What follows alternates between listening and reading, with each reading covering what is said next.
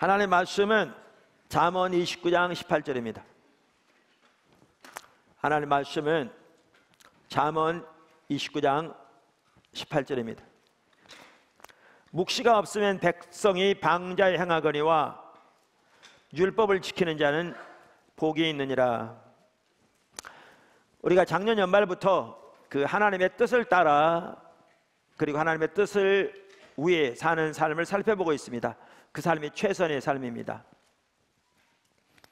근데 하나님의 뜻을 따라 살려면 하나님의 뜻을 알아야 합니다. 그래야 살 수 있죠. 그래서 하나님의 뜻을 분별하는 것이 매우 중요합니다. 성경은 우리에게 하나님의 뜻을 분별하라고 반복적으로 강조하고 있습니다.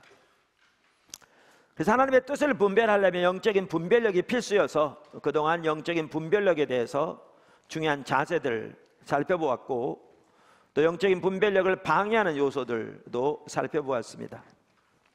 지난 시간에는 하나님의 뜻을 분별하려면 더 나아가 우리 신앙생활에서, 특별히 신약시대의 신앙생활에서 가장 중요한 삶 중에 하나인 성령님과 동행하는 삶을 살펴보았습니다. 매우 중요한 삶입니다. 사실 필요하면요, 지난주 설교 반복적으로 수십 번이나 들으면서 여러분의 삶 속에 그 삶이 실제로 이루어지도록 이렇게 배워가야 합니다. 너무나 중요한 부분입니다. 그리고 이제 그 중에 한 부분이 성령의 음성을 듣는 부분이죠. 하나님의 뜻을 알기 위해 이 부분이 매우 중요한 부분 중에 하나입니다. 오늘은 하나님의 뜻을 분별하는 데 있어서 또 하나의 중요한 요소 중 하나인 하나님의 비전을 아는 것에 대해서 살펴보기 원합니다. 하나님의 비전을 아는 것. 그러니까 우리가 하나님과 동행하는 삶을 사는 데 있어서, 또 하나님의 뜻이 우리 가운데 우리를 통해서 이루어지는 데 있어서, 또한 하나님의 뜻을 분별하는 데 있어서도 하나님의 비전을 아는 것이 매우 중요합니다. 사실 최근에 제가 하나님의 비전에 대해서 많이 설교했습니다. 우리 NWCS 새물교 기도학교 학부모 MT에서 나눴고, 또 새물교 신학원 개강 예배 때 나눴고, 또 화요모 예배에서 나눴고, 그래서 그 예배에 빠지지 않고 참여한 분들은 반복적으로 들으시는데, 반복적으로 들으시는 분들은 그만큼 이 부분에 대해서 하나님이 강조하고 계시다라고 인식하고 더 보시면 좋겠습니다. 오늘은 특별히 하나님의 비전을 나누되 이것이 어떻게 우리가 일상생활에서 하나님의 뜻을 분별하는 데 중요한가, 이 부분에 포커스를 맞춰서 살펴보려고 합니다. 첫째, 하나님의 비전의 정의. 하나님의 비전의 정의. 말씀드린 대로 하나님과 동행하는 삶을 사는 데 있어서 하나님의 비전이 매우 중요합니다. 여러분, 성경에 나오는 신구약의 하나님의 귀한 사람들은 다 하나님의 비전을 위해 사는 사람들이었습니다. 아니면 노아, 모세, 여호수아, 사무엘, 다니엘, 모든 선지자들, 예수님은 더 말할 것도 없고 바울, 신구약의 하나님의 사람들 다 하나님의 비전을 위해 산 사람들이었습니다. 동의하십니까? 근데 그들의 삶에서도 볼 수 있듯이 비전은 우리가 우리 자신을 위해 혹은 하나님을 위해 세운 원대한 꿈이나 계획이 아닙니다. 오늘날 비전을 그렇게 이해하는 심지어 목회자들과 성도들 중에서도 그러니까 인본주의적이고 그릇된 이해가 적지 않습니다. 그러면서 그러한 이해를 가지고 있는 사람들은 성경 구절을 인용하되 내 입을 크게 열라 그러면 내가 채우리라, 이런 구절들. 그래서 우리가 큰 꿈을 가지면 하나님이 채워주시겠다라는 거죠. 뿐만 아니라 내게 능력 주시는 자 안에서 내가 모든 것을 할 수 있느니라, 이런 구절들을 인용하면서 이제 그렇게 이해합니다. 저는 그것이 성경적인 관점에서 볼 때 비전에 대한 옳은 이해가 아니라고 확신합니다. 예를 들면 아까 하나님의 사람들을 쭉 나열했는데 한 노아를 보십시오. 그럼 예를 들어서 노아는 그 당시에 하나님의 비전을 위해 산 사람이었습니다. 더 말할 거 없습니다. 그런데 노아가 하나님을 위해 세운 계획을 따라 일한 사람이었습니까? 자기가 세운 계획을 따라? 그랬더라면 절대로 배를 만들 리가 없습니다. 모세도 마찬가지고 예수님은 더 말할 것도 없고 바울도 마찬가지고. 그래서 성경적인 관점에서 볼 때 우리가 세운 소위 위대한 꿈과 큰 목표, 이게 성경적인 관점에서 올바른 비전이 아닙니다. 그럼 성경적인 관점에서 볼 때 올바른 비전이 뭐냐? 올바른 비전은 하나님이 우리에게 보이신 하나님의 목적과 계획에 기초한 겁니다. 오늘 읽은 이 본문 말씀에 원래 킹 제임스는 뭐라고 되어 있었냐면, 이 본문을 비전이 없으면 백성이 망한다 이렇게 번역했거든요. Where there is no vision, the people perish, 이렇게 되어 있었거든요. 그러면서 이렇게 큰 꿈을 가져라, 이러한 이해가 많이 팽배했거든요. 근데 여기 비전이라는 것은요, 이 단어에 대해서 제가 가끔 유나이티드 바이블 소사이어티라고 미국에 있는 성서공회 중에 하나인데, 거기서 성경 번역하는 사람들을 위해서 이렇게 나온 핸드북 시리즈에 대해서 언급한 적이 있잖아요. 책마다. 거기에 이 잠언서를 보면 그 학자가 뭐라고 여기에 비전이라는 단어를 설명했냐면 이렇게 설명했어요. 이 문맥에서 비전은 사건들을 분별할 수 있는 능력, 혹은 미래를 내다보거나 기대할 수 있는 능력을 언급한다. 아주 잘 표현합니다. 사건들을 분별할 수 있는 능력, 미래를 내다보거나 기대할 수 있는 능력을 언급한다.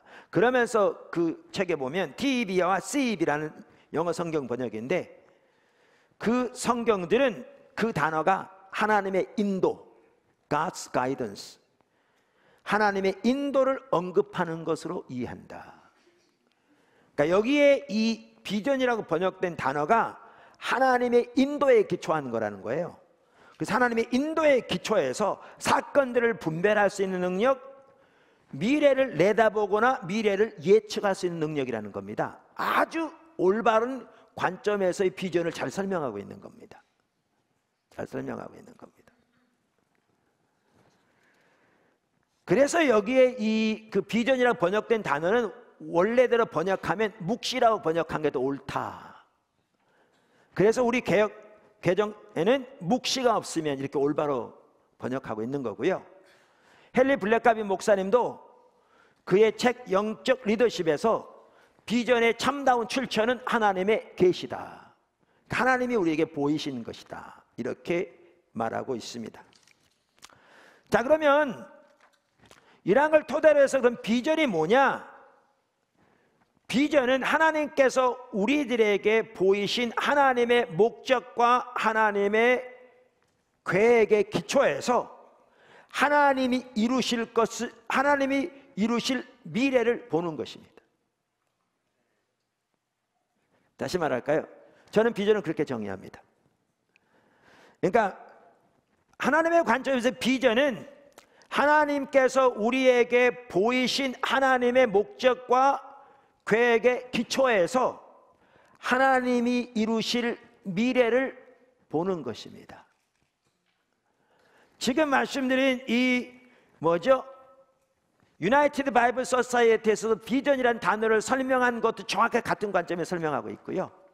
그러니까 노아 같은 경우에 한 예를 들면, 하나님이 그에게 보이신 하나님의 목적과 계획에 기초해서 하나님이 말씀하신 것을 이루실 그 미래를 바라본 겁니다. 이 비전을 따라 살았습니다. 그래서 그는 그 모든 삶을 들여 하나님의 인도를 따라 방주를 짓는 일에 힘썼습니다. 모세 마찬가지였고, 여호수아 마찬가지였고, 예수님은 더 말할 것도 없고, 바울 마찬가지였습니다. 이게 비전입니다. 이게. 그래서 조지 바나, 비전에 대해서 다룰 때 제가 조지 바나 얘기를 많이 하잖아요. 그분이 더 파워 오브 비전이라는 책을 썼는데 정확하게 하나님 중심적인 가치를 담고 있더라고요. 정말 귀한 책입니다. 거기에서 그분은 비전을 이렇게 정의합니다. 그분은 비전을 이제 사역을 위한 비전을 이렇게 표현해요. 예를 들면 포도나무 교회 사역을 위한 비전, 예를 들면 나의 사역을 위한 비전, 이런 식으로 표현합니다. 예를 들면 바울의 사역을 위한 비전, 노아의 사역을 위한 비전, 이런 식으로 표현하는데, 그분은 이렇게 표현합니다. 사역을 위한 비전은 하나님에 의해 그분의 선택된 종들에게 주어진, 그러니까 하나님이 주신 겁니다. 종들에게 주어진 선호되는 미래에 대한 선명한 정신적인 이미지이고, 그러니까 하나님께서 하나님의 종들에게 주신 것에 기초로 해서 미래를 선명히 보는 거라 그 말이지. 정신적인 이미지이고, 그것은 하나님과 자신과 환경에 대한 정확한 이해에 기초하고 있다, 이렇게 말합니다. 이게 하나님의 비전이고요. 성경에 나온 귀한 하나님의 사람들은 하나님의 비전을 위해 살았습니다. 할렐루야. 두 번째, 비전이 주어지는 방법. 제가 오늘 주제가 하나님의 비전을 다루지만 비전 전반을 다루려고 하는 게 아니고요. 어떻게 우리의 사역을 위한 하나님의 비전을 아는 것이 우리의 일상생활에서 하나님의 뜻을 분별하는데 핵심적인 중요한 요소냐, 이 부분을 포커스를 맞추려고 하거든요. 그래서 비전 전반에 대해서 좀 더 알기 원하시면 제 책 기초성경 3권에 일부 있고요. 앞으로 제가 쓰고자 하는 책 중에 하나가 영적 리더십에 대한 책입니다. 거기에 이제 비전의 문제를 다룰 거고, 리더십에 대한 문제를 다룰 거고, 어떻게 리더십을 양육할 것인가 라는 부분들을 다루려고 합니다. 언제 나올지는 모르지만, 전체적인 많은 개요는 준비되어 있는데 이제 이것이 잘 정리되려면 시간이 필요하겠죠.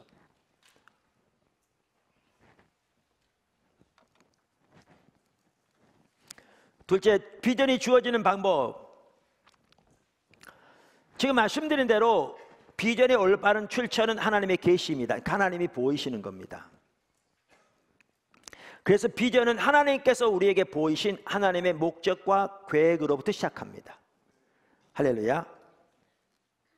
그런데 하나님께서 우리에게 하나님의 비전을 보이시는 주된 방법 중에 하나는 헨리 블랙가비 목사님이 영적 랜드마크라고 부르는 것을 통해서입니다.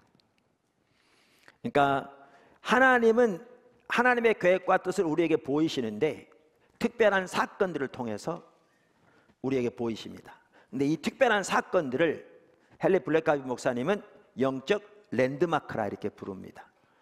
그걸 잘 표현하고 있어. 저는 그냥 그 용어를 지금 그냥 빌려온 겁니다. 영적 랜드마크들을 통해서 하나님의 비전을 보이시고 하나님의 뜻과 목적을 보이십니다. 그러니까 원래 랜드마크 그러면 경계표를 의미하기도 하고요, 항해자의 길잡이가 되는 육상 목표 혹은 획기적인 사건을 의미하기도 합니다. 그래서 영적 랜드마크라는 말은 하나님께서 하나님의 계획과 목적을, 하나님의 의도와 의중을, 하나님의 성품을 우리에게 보이시는 특별한 사건들을 의미합니다. 특별한 사건들을 의미합니다. 그래서 하나님의 영적 랜드마크를 통해서 우리의 인생 여정을 인도하실 뿐만 아니라 우리의 시대에 하나님의 목적과 계획을 보이실 뿐만 아니라 우리의 사역을 위한 하나님의 비전을 보이십니다. 할렐루야. 자, 작은 첫 번째, 영적 랜드마크를 통해 인도하시는 하나님. 영적 랜드마크를 통해서 인도하시는 하나님. 그러니까 하나님께서 우리를 인도하시되, 우리를 인도하시는 주된 통로 중에 하나가 말씀드린 대로 영적 랜드마크를 통해서이다, 그 말입니다. 그러니까 비전 자체가 하나님의 목적과 계획에 기초하고 있는데 하나님께서 그 목적과 계획을 우리에게 알리시는 방법 중에 하나가 영적 랜드마크라고 부르는 특별한 사건들입니다. 예를 들면 선명해집니다. 우리가 아브라함에 의해서 이걸 잘 볼 수 있는데요. 자, 한번 성경으로 보시죠. 창세기 12장 1절에서 3절. 여호와께서 아브라함에게 이르시되 너는 너의 고향과 친척과 아버지의 집을 떠나 내가 네게 보여줄 땅으로 가라. 내가 너로 큰 민족을 이루고 네게 복을 주어 네 이름을 창대하게 하리니 너는 복이 될지라. 너를 축복하는 자에게는 내가 복을 내리고 너를 저주하는 자에게는 내가 저주하리니 땅의 모든 족속이 너로 말미암아 복을 얻을 것이니라 하신지라. 자, 보십시오. 우선 이 사건은요 매일 있는 사건이 아닙니다.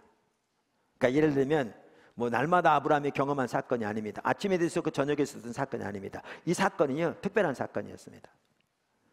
그러니까 예를 들면 성경에는 아브라함에게 찾아오신 하나님만 하더라도 이 사건들이 날마다 있는 사건들이 아니었죠. 특별한 사건들이었잖아요. 획기적인 사건들. 그 사건들이 연결되어 있다 보니까 그렇지, 이 사건들은 그의 일생 동안 몇 번 있지 않은 사건들입니다. 그러니까 특별한 획기적인 사건들이었죠. 자, 이 사건을 통해서 하나님이 지금 아브라함에게 하나님의 뜻을 계시하십니다. 근데 자 보세요. 이 구절만 보면 하나님이 지금 뭘 하고 계신지 잘 안 보입니다. 하나는 본토 아비 친척집을 떠나라. 내가 어디로 갈지 이제 인도하겠다. 그 다음에 또 하나는 내가 너를 복을 주어서 큰 민족을 이루게 하겠다. 더 나아가 땅의 모든 족속이 너로 말미암아 복을 얻을 것이다. 그러니까 너무나 놀라운 일이잖아요.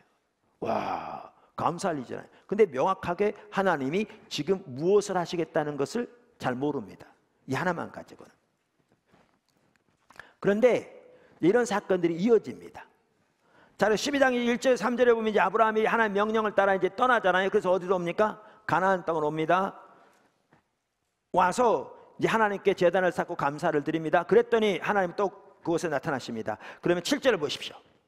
7절 12장 여호와께서 아브라함에게 나타나 이르시되 내가 이 땅을 내 자손에게 주리라 하신지라. 자, 아까는 뭐라고 그러셨냐면 내가 내게 지시할 땅으로 가라 그랬어요. 근데 이제 좀 더 구체화됩니다. 이제 어떻게 하시겠다고요? 이 땅을 주시겠다는 겁니다. 그 가나안 땅을. 좀 더 구체화됩니다. 근데 여기까지 봐도 전체적인 그림이 아직 안 보입니다. 전체적인 그림이. 부분적으로밖에. 자, 그랬더니 이제 그 다음에 또 이런 사건이 어디 있냐면 제가 시간상 그 중요한 일부만 살펴보겠습니다. 창세기 15장에 나옵니다. 아까 하나님께서 아브라함에게 본토 아비 집을 떠나라고 하시면서도 큰 민족을 이루겠다 그랬는데 그때까지 자식이 하나도 없었습니다. 그랬더니 그 당시에 풍습을 따라서 노예를 양자 삼아서 그를 통해 자기 가문을 이어가게 할 그런 계획을 가졌습니다. 아브라함이. 그랬더니 하나님이 그에게 나타나신 겁니다. 그러면서 창세기 15장 4절에 이렇게 말씀하십니다. 여호와의 말씀이 그에게 임하여 이르시되 그 사람이 내 상속자가 아니라 내 몸에서 날 자가 내 상속자가 되리라 하시고 그를 이끌고 밖으로 나아가 이르시되 하늘을 우러러 무뼈를 셀 수 있나 보라. 또 그에게 이르시되 내 자손이 이와 같으리라. 아브라함이 여호와를 믿으니 여호와께서 이를 그의 의로 여기시고 또 그에게 이르시되 나는 이 땅을 내게 주어 소유를 삼게 하려고 너를 갈대아인의 우르에서 이끌어낸 여호와이니라. 자, 여기 보시면요 더 명확해집니다. 어떻게 해요? 네 몸에서 날 자를 통해 일을 이루겠다. 노예를 통해서가 아니라 뿐만 아니라 아까 뭐라고 그랬냐면 큰 민족을 이루겠다고 하셨는데 이제 뭐라고 그러시냐면 그 자손이 하늘의 별처럼 맑게 하겠다. 여러분 성경은 과학책이 아니거든요. 그러니까 요즘 우주의 별이 얼마나 많은데 이 자손들이 그렇게 많게 하겠다 그 뜻이 아닙니다. 통속적인 용어로 사용된 거거든요. 그러니까 이 말은 전혀 과학적으로 틀린 말이 아니죠. 뭐냐면 성경책 자체가 과학책이 아니거든요. 이 말은 무슨 말이에요? 그만큼 자손들을 많이 주겠다. 상상할 수 없을 정도로 그 당시에 아이도 하나도 없는 그 아브라함에게 상상할 수 없는 정도로 많은 자손을 주겠다. 지금 그 뜻입니다.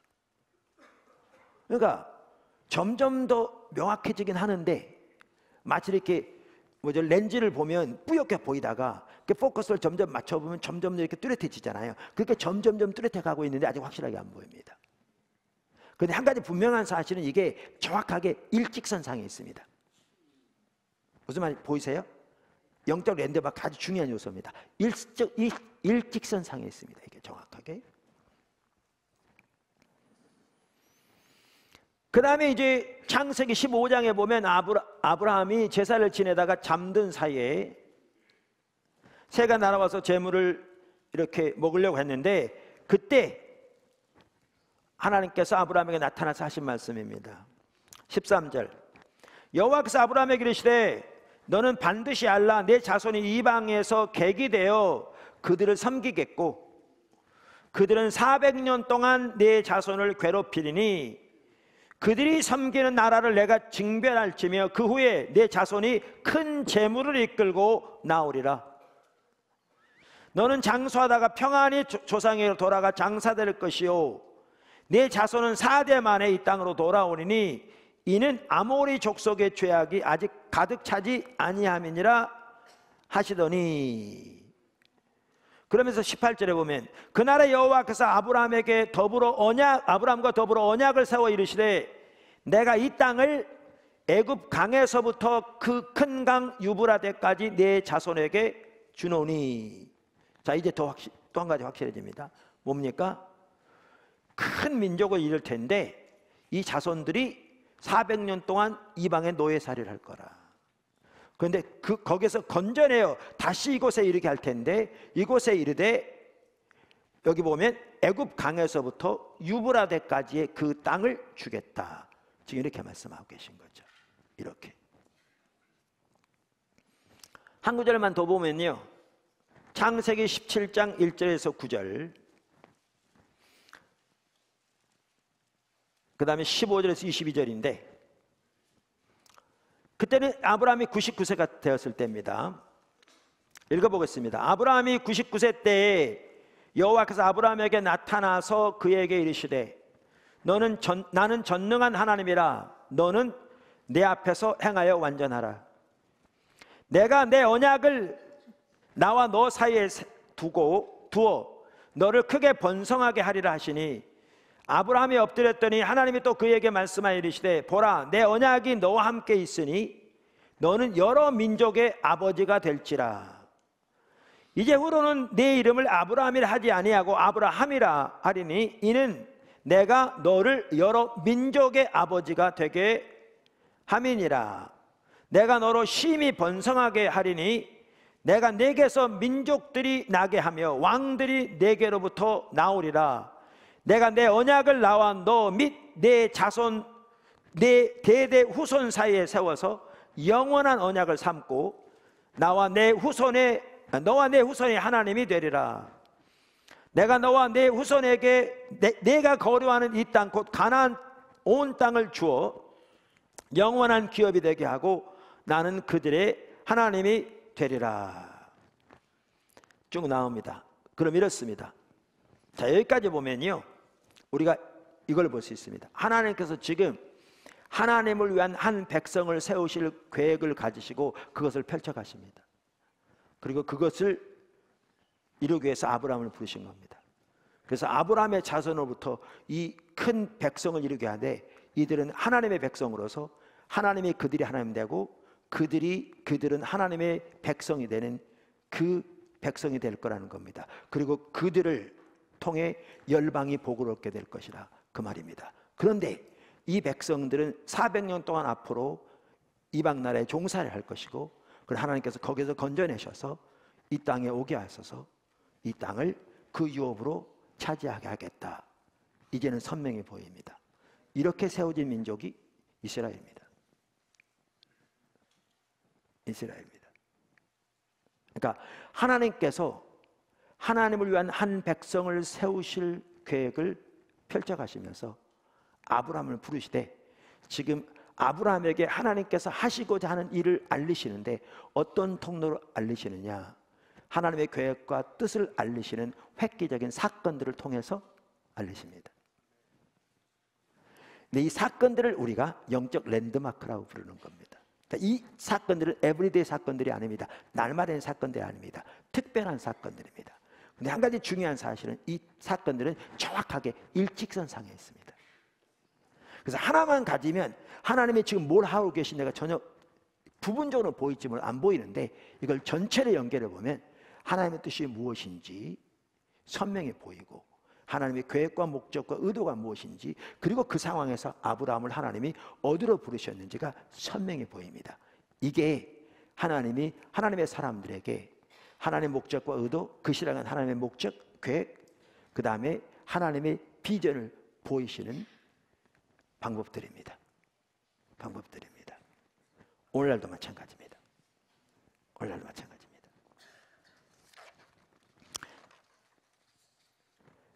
그러니까 여러분들이 여러분의 삶 속에 하나님께서 그동안 획기적인 사건들을 통해서 하나님이 어떤 하나님의 계획과 목적과 뜻을 여러분에게 보이셨는지를 연결해 보면 여러분을 향한 하나님의 비전을 볼 수 있습니다. 물론 이것은 하나님의 얼굴을 구하는 삶을 살아야 그게 선명히 보입니다. 할렐루야. 자, 작은 두 번째. 첫 번째가 뭐였냐면 작은 첫 번째가 영적 랜드마크를 통해서 인도하신 하나님이었습니다. 작은 두 번째. 참고로 이 내용은요, 제가 쓴 책 하나님의 음성을 듣는 것이라는 책에 나와 있는데 제가 그 책을 좀 수정 보완해서 내려고 지금 하고 있는데 오랫동안 시간이 없어서 못하다 보니까 아직 안 나오고 있습니다. 작은 두 번째, 하나님은 개인뿐 아니라 단체도 영적 랜드마크를 통해서 인도하십니다. 하나님은 개인뿐 아니라 단체도 영적 랜드마크를 통해서 인도하십니다. 그러니까 교회만 하더라도 마찬가지입니다. 이 땅에서 하나님께서 통해서 일하시는 가장 주된 단위는 개인이 아니라 교회입니다. 교회가 그리스도의 몸입니다. 각 개인은 그 몸의 지체들이죠. 그래서 하나님은 당연히 교회에도 영적 랜드마크를 통해 인도하십니다. 물론 하나님께서 단체를 향한 하나님의 비전을 알리시기 위해 한 개인이나 소수, 특별히 그 중에서도 그 단체의 리더에게 말씀하실 수 있습니다. 그래서 리더에게 있어서 가장 중요한 부분 중에 하나가 바로 비전의 문제입니다. 그래서 조지 바나는 by definition, 정의상 all leaders are visionaries, 모든 리더들은 비전을 가진 자들이다, 이렇게 말합니다. 바꿔 말하면 비전이 없으면 리더가 아니라는 말입니다.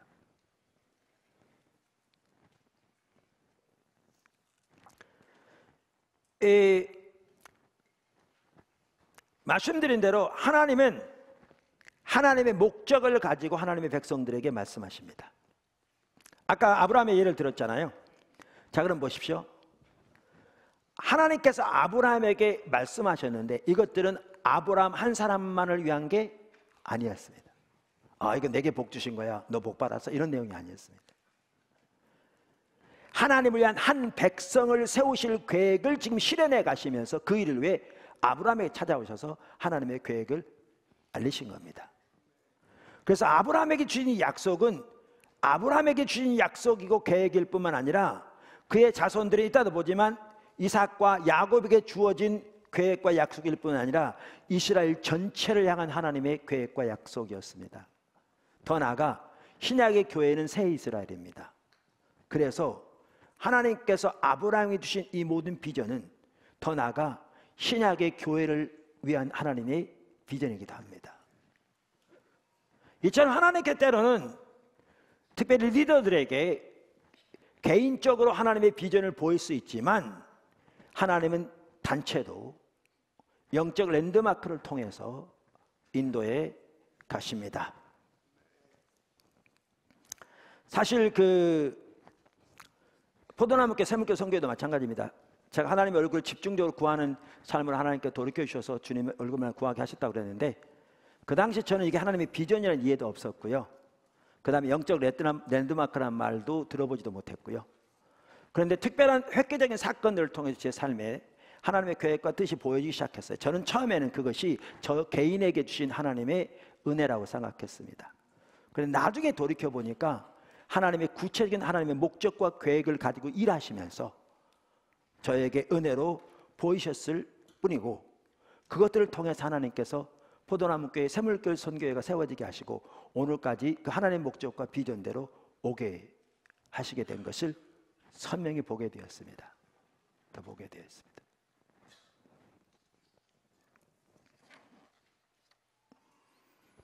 이처럼 하나님은 각 개인뿐 아니라 단체도 영적 랜드마크를 통해서 인도해 가시기 때문에 그 단체에 속한 각 개인은 그 단체에게 보이신 하나님의 영적 랜드마크들을 자세히 살펴보고 그 단체를 향한 하나님의 비전을 깨달아 그 일에 적극적으로 동참하는 삶을 살아야 합니다. 이게 매우 중요합니다. 하나님의 백성들로서 하나님의 뜻이 우리의 삶 가운데 우리를 통해서 이루어지기 위해서 그렇습니다. 이와 관련해서 그 조지 바나는 이렇게 얘기했더라고요. 이제 목회자에 대한 부분, 담임 목사에 대한 부분에 대해서 말하면서 그들의 사역을 위한 하나님의 비전을 성취하기를 적극적으로 추구하는 목사들은 교회를 위해 보물이다. 그러면서 그들은 자신의 출세나 자기 만족에 의해서가 아니라 하나님의 뜻이 온전히 성취되도록 하기 위한 불타는 열망에 의해 움직여지는 리더들이다. 어떤 자들이요? 그 사역을 위한 하나님의 비전의 성취를 위해 헌신된 자들. 그러면서 이렇게 말하죠. 그들은 개인의 사역을 위한 그들의 비전을, 그러니까 하나님이 자기들에게 보이신 하나님의 비전을 지금 말하는 거잖아요. 사역을 위한 비전을 말했으니까 그 비전을 그들이 인도하는 교회들을 위해 하나님이 주신 비전과 혼합한 목사들이다. 그러니까 자기 사역을 위해 보이신 하나님의 비전과 교회에 주신 하나님의 비전을 혼합해서 그 하나님의 비전을 쫓는 자들이다. 그 말이죠.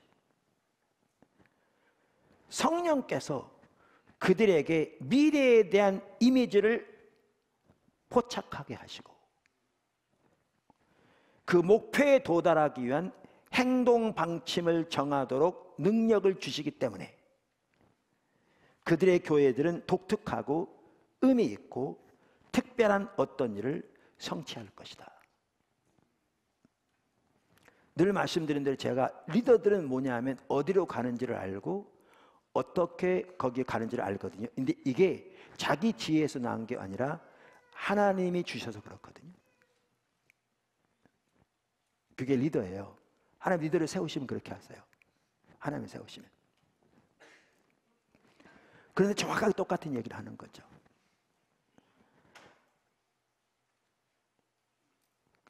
성령께서 그들에게 미래에 대한 이미지를 포착하게 하시고, 그러니까 비전은 하나님께서 우리에게 보이신 하나님의 계획과 하나님의 목적을 토대로 해서 하나님이 이루실 것을 선명하게 보는 거라고 그랬잖아요. 이게 비전이라고 그랬잖아요. 그래서 성령께서 그들에게 미래에 대한 이미지를 포착하게 하시고 보게 하시고 개인의 지혜에 나온 게 아니라 그 목표에 도달하기 위한 행동 방침을 정하도록 능력을 주시기 때문에 하나님이 주신 지혜로 그 말이죠. 그들의 교회들은 독특하고 의미 있고 특별한 어떤 일을 성취할 것이다. 이건 교회만이 아니거든요. 하나님께서 단체들을 이렇게 인도하실 때, 그렇게 따라갈 때 그 단체를 통한 하나님의 뜻이 이루어지는 것이죠. 독특하고 의미 있고 특별한 일이 이루어지는 것이죠. 그 단체를 향한 하나님의 비전이 이루어진다 그 말입니다. 하나님의 비전. 이와 같이 하나님은 개인뿐만 아니라 단체도 영적 랜드마크를 통해서 인도해 가십니다. 작은 세 번째, 하나님은 여러 세대에 걸쳐서 하나님의 일을 이루시기도 합니다. 이것 또한 매우 중요한 요소입니다. 하나님은 여러 세대에 걸쳐서 하나님의 일을 이루시기도 합니다. 그러니까 조지 바나도, 그러니까 비전에 대해 다룰 때 제 입으로 많이 인용한다고 말씀드렸는데 정확하게 같은 가치관을 가지고 있더라고요. 하나님 중심적인. 조지 바나도 이 부분에서 이렇게 얘기합니다.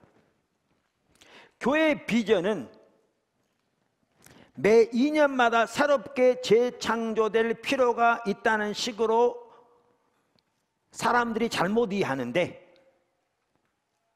실제로는 그렇지 않다. 그렇지 않다. 그러면서 흥미있게도 하나님께서 한 교회의 사역을 위한 그분의 비전을 주실 때, 영어로 임파트 하실 때, 부어주실 때, 그 비전은 자주 그 비전을 가진 사람보다 오래 지속된다. 다시 말하면 그에게 비전이 주어진 사람이 죽은 후에도 지속된다. 그 말입니다. outlast라는 말을 썼는데 영어로. 다른 말로 해서 하나님의 비전은 오래 지속된다. 이렇게 말합니다. 이 부분을 또 대표적으로 볼 수 있는 예가 그 아브라함의 예입니다. 아까 말씀드린 좋은 예입니다. 우리가 이미 살펴본 대로 하나님께서 아브라함을 부르셨을 때 하나님은 하나님을 위한 한 백성을 세우실 그 계획을 가지시고 그 목적과 뜻을 아브라함에게 보이시기 시작하신 겁니다.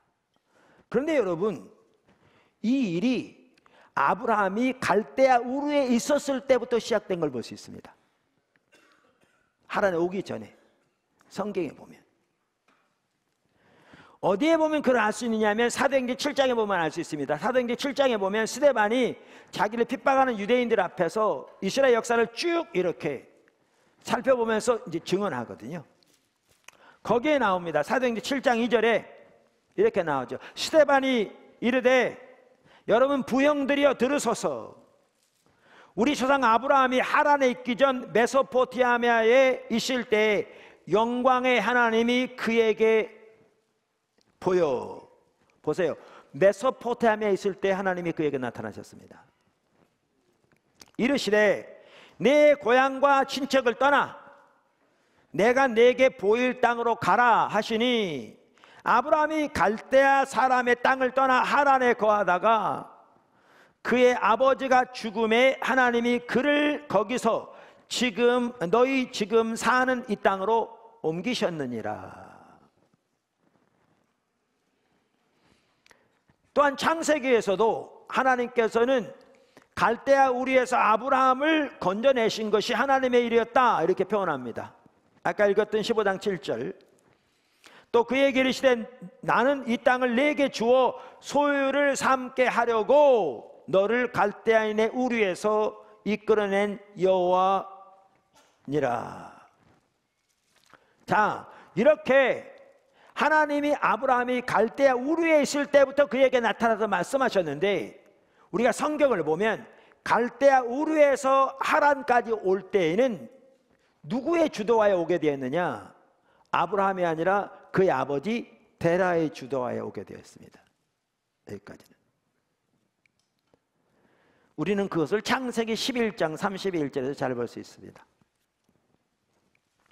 데라가 그 아들 아브람과 하란의 아들인 그의 손자 롯과 그의 며느리 아브라함의 아내 사레를 데리고 갈대아인의 우르를 떠나 가나안 땅으로 가고자 하더니 하란에 이르러 거기 거류하였으며. 보십시오.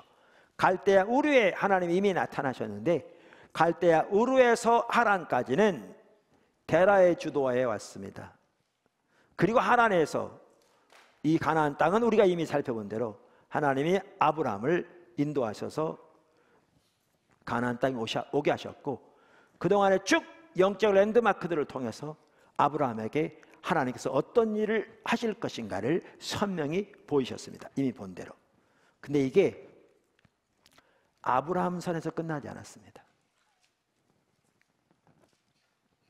하나님이 동일한 일을 이삭에게 말씀하셨습니다. 그의 아들 이삭에게. 그게 어디 나오느냐? 창세기 26장 24절에 나옵니다. 그 밤에 여호와께서 그에게 나타나, 지금 이삭에게 나타나신 겁니다. 이르시되 나는 내 아버지 아브라함의 하나님이니 두려워 말라. 내 종 아브라함을 위하여 내가 너와 함께 있어 네게 복을 주어 내 자손이 번성하게 하리라 하신지라. 이것도 아주 중요합니다. 자 보십시오.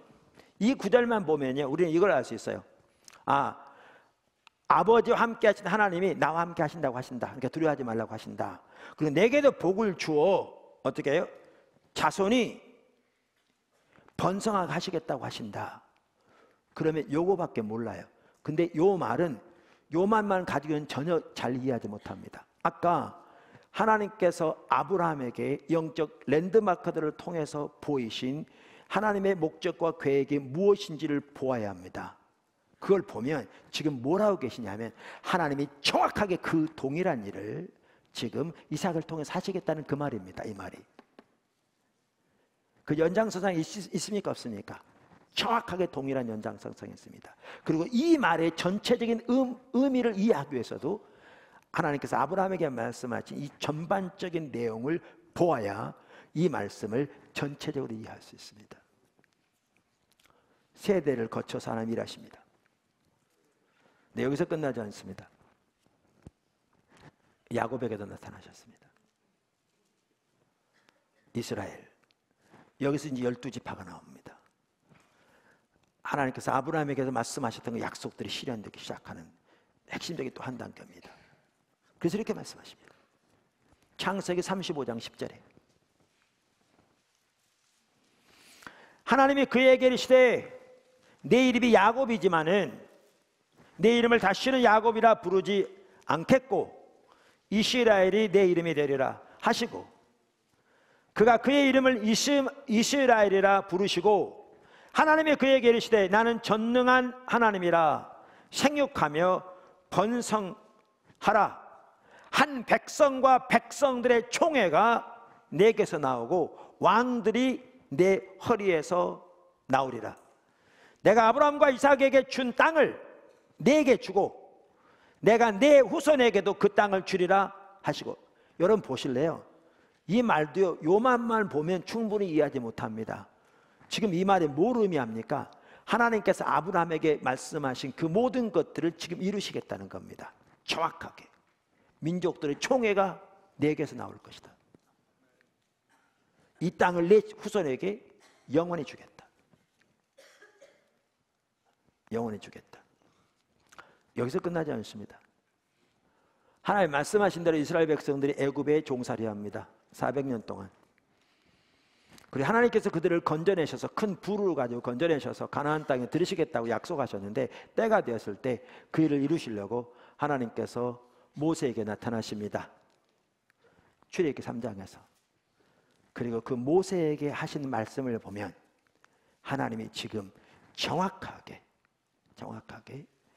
아브라함 때부터 말씀하신 그 일을 행하시려 하신 것을 볼 수 있습니다. 명확하게.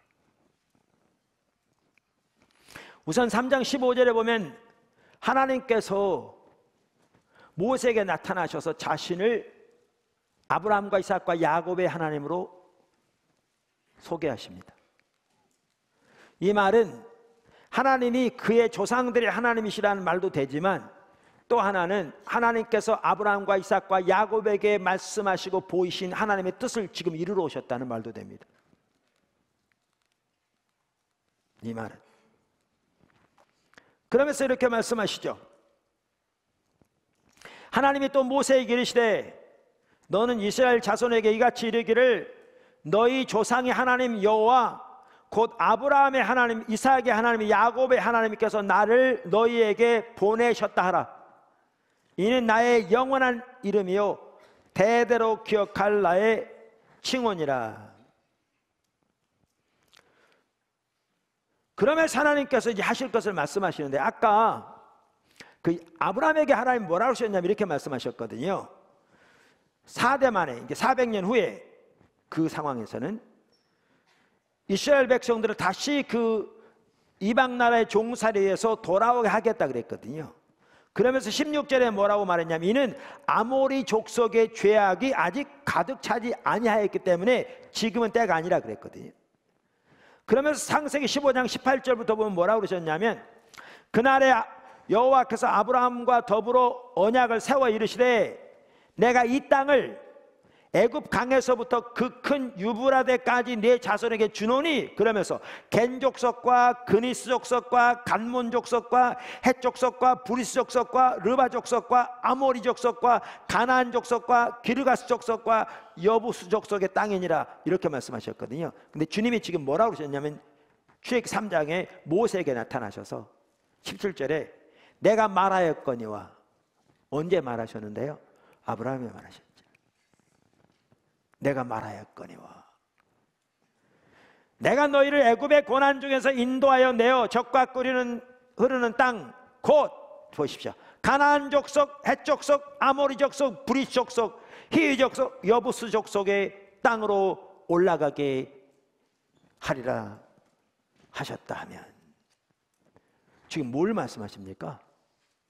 하나님께서 아브라함 때부터 말씀하신, 그리고 나타내신 하나님의 그 계획과 뜻을 지금 모세 시대에 행하러 오셨다고 말입니다. 사실 광야 생활하던 이스라엘 백성들이 하나님께서 아브라함 때부터 어떤 하나님의 계획을 가지고 오늘까지 이래 오셨으며 어떠한 약속을 주셨으며 그 약속을 실현하기 위해 하나님께서 어떻게 강한 능력으로 역사하셔서 애굽에서 그 모든 불가능한 사건들을 뚫고 그들 애굽에서 건져내서 광야로 인도하셨다는 사실을 분명히 인식했더라면 그들은 그곳에서 성경에 나오는 것처럼 하나님을 불신하며 범죄하지 않았을 겁니다.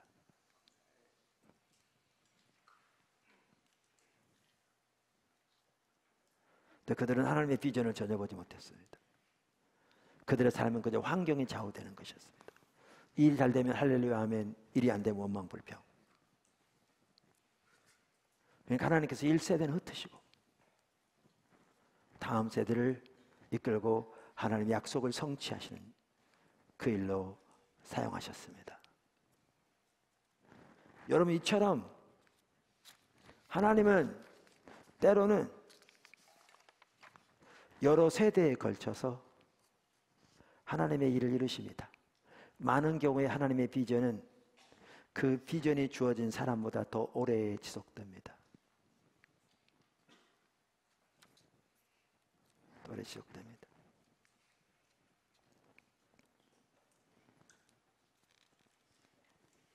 따라서 하나님이 세우신 어떤 조직에 새로 부임한 리더는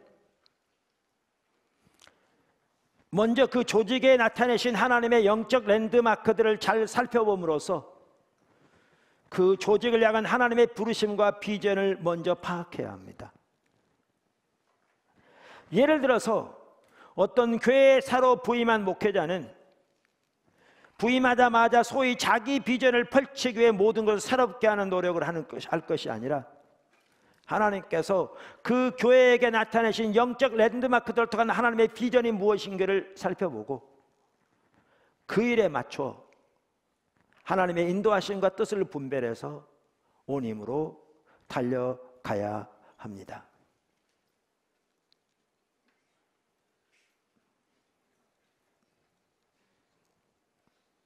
많은 경우에 모든 것을 자기 위주로 새롭게 바꾸려고 노력하는 지도자의 배후에는 개인적인 야망과 욕심이 도사리고 있을 수 있습니다.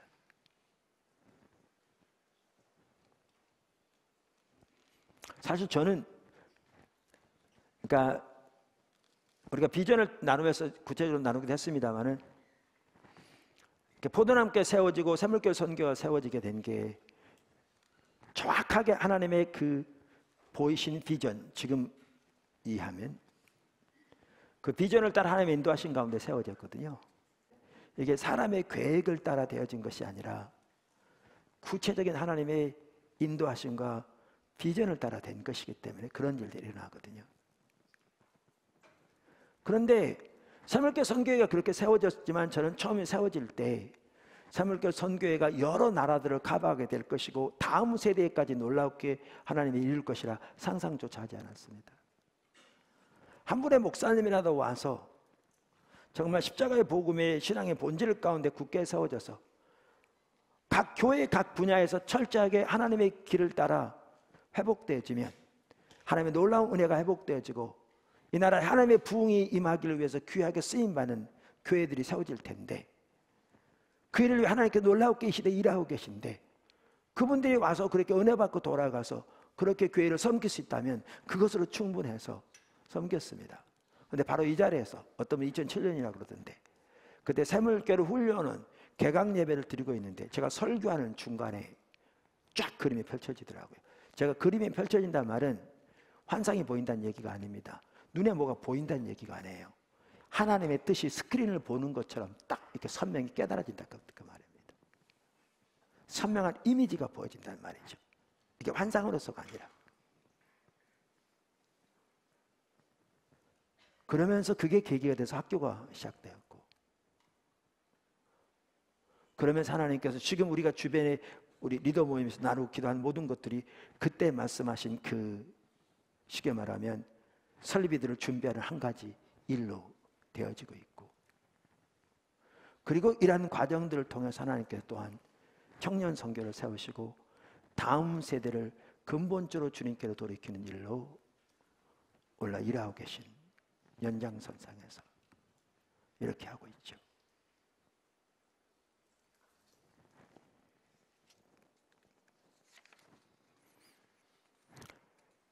이와 같이 하나님께 때로는 여러 세대에 걸쳐 하나님의 일을 이루십니다.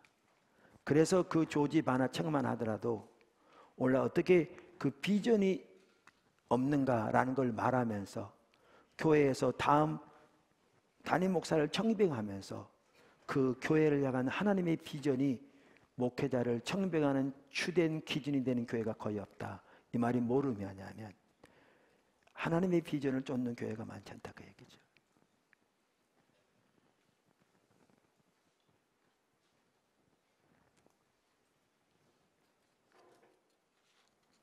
세 번째, 큰 세 번째입니다. 하나님의 비전을 아는 것과 하나님의 뜻을 분별하는 것. 이 부분이 오늘 살펴보려고 하는 내용이죠. 하나님의 비전을 아는 것과 하나님의 뜻을 분별하는 것. 우리가 살펴보았습니다마는 하나님께서 우리에게 하나님의 뜻과 목적을 보이시는 영적 랜드마크들은 일직선상에 있습니다. 이렇게. 그렇기 때문에 영적 랜드마크를 통해서 우리에게 보이신 하나님의 뜻 혹은 하나님의 비전, 그 연장선상에서 비전은 우리의 일상생활에서 우리를 인도하시는 하나님의 인도하심을 분별할 수 있는 중요한 하나의 기준이 됩니다. 테스트가 됩니다. 그래서 우리는 소위 우리가 하나님으로부터 들은 다른 음성들, 소위 혹은 하나님의 인도하심을 이 영적 랜드마크를 통해서 우리에게 보이신 하나님의 뜻에 비춰봄으로써 이 소위 음성들과 하나님의 인도하심을 깨달은 것이 하나님께로부터 온 것인지 아닌지를 분별해 볼 수 있습니다. 매우 중요한 요소입니다. 어떤 사람들이 소위 들었다고 하는 하나님의 음성들이 그 사람을 인도하시는 영적 랜드마크를 통해 보이신 하나님의 뜻에 부합하지 않는다면 그 음성은 하나님께로부터 온 게 아닐 것입니다. 이 부분을 가장 잘 볼 수 있는 예가 사도 바울의 예입니다. 대표적인 예가 사도 바울의 예입니다. 자, 작은 첫 번째, 사도 바울도 하나님께서 영적 랜드마크들을 통해 보이신 하나님의 비전을 쫓는 삶을 살았습니다. 사도 바울도 하나님께서 영적 랜드마크들을 통해 보이신 하나님의 비전을 쫓는 삶을 살았습니다. 여러분, 사도 바울은 명확하게 자신의 소명을 알았다는 사실을 여러분 아십니까? 우선 바울은 자신이 사도인 걸 알았습니다. 그러니까 소명이 분명했죠. 사도인 걸 알았어요. 우리가 로마서 1장 1절, 고린도서 1장 1절, 고린도후서, 갈라디아서, 에베소서, 골로새서, 디모데 전후서, 디도서 1장 1절 들어보면 명확하게 볼 수 있습니다. 뿐만 아니라 물론 사도 바울은 자신이 사도가 된 것은 전적인 하나님의 은혜였다고 고백하고 있습니다. 그리고 사도 바울은 자신이 사도 중에서도 이방인을 위한 사도인 것을 명확하게 알았습니다. 이제는 이제 뭐로 넘어가냐면 사도는 그의 소명인데요. 이제 소명 중에서도 이제 하나님의 비전과 연결되는 겁니다. 왜냐하면 사도 중에서 다양한 종류의 사도들이 있거든요. 베드로와 바울은 동일한 사도인데 다른 종류의 사도였습니다. 예를 들면 베드로는 유대인을 위한 사도였고 바울은 이방인을 위한 사도였습니다. 그래서 이제 소명은 명확했어요. 하나님의 부르심을 따라서. 근데 이제 소명 그 가운데서 그의 사역을 위한 하나님의 비전 또한 명확했습니다. 비전 또한. 그래서 그는 이방인을 위한 사도인 것을 명확하게 알았습니다. 로마서 1장 5절, 11장 13절, 15장 16절, 18절, 갈라디아서 2장 8절, 9절 등등 보면 알 수 있습니다. 사도 바울은 이방인을 위한 사도 중에서도 교회가 없는 곳에 복음을 전해서 교회의 기초를 놓는 사도인 것을 명확하게 알았습니다. 그게 고린도서 3장 6절과 10절에 볼 수 있습니다. 이 사실은 매우 중요합니다. 뭐냐하면 그는 그의 사역을 위한 하나님의 비전을 또렷이 보았다는 얘기입니다. 그러니까 그 시대 하나님께서 구약에 약속하신 구속을 하나님의 아들을 통해 이루시고 이 복음이 이제 땅끝까지 증거되는 그 놀라운 일을 하고 계셨는데 그 하나님의 큰 그림 틀에서 하나님이 자기를 부르시되 사도로 부르실 뿐만 아니라 사도를 중에서도 이방인의 사도로 부르실 뿐만 아니라 이방인의 사도 중에서도 교회가 전혀 없는 곳에 복음을 적용해서 교회의 기초를 놓는 사도로 부르셨다는 이 사실을 본다는 것은 그 큰 그림 안에서 자신의 사역을 위한 하나님의 비전이 무엇인지를 선명히 본 거로 의미합니다. 이게 정말 중요합니다. 이게 정말 중요합니다. 하나님의 뜻은 큰 퍼즐입니다.